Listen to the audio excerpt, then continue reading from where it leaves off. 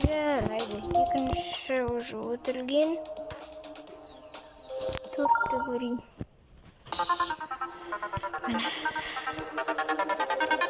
Бес менің ең жақсы көретін левелім. Төрт қиындау. Оның тек соңғы жұлдызын ғана алғанмын мен.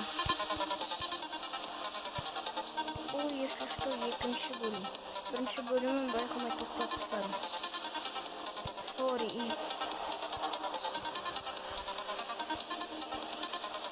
Менің атымды комментарийге жазылды. Сол адамға мен подписка жасаймын.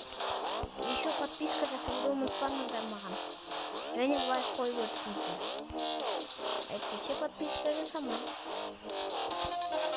Және әр пасхалка берген комменттарды мен лайк етіп отырмын. Сондықтан коммент жазыңыздар. Мына жерде бір өте қауіпті жұлдызды алғам. Ана жерде тұрады.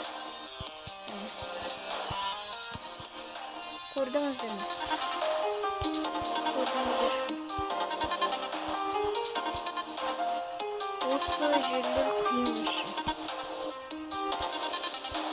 Бірақ төртінші орын беккене. Алтын өте алмай жүрмін. Қыз көрсетем. Алты вообще қиын.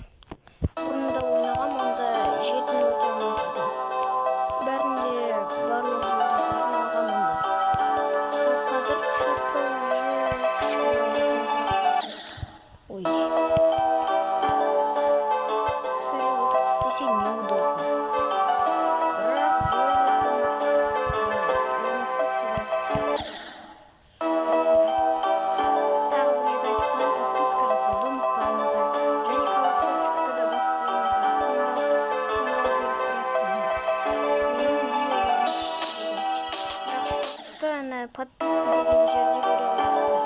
Немесе анда колокольчик тұрады, сол жерді басасыздар. Сонда шығады.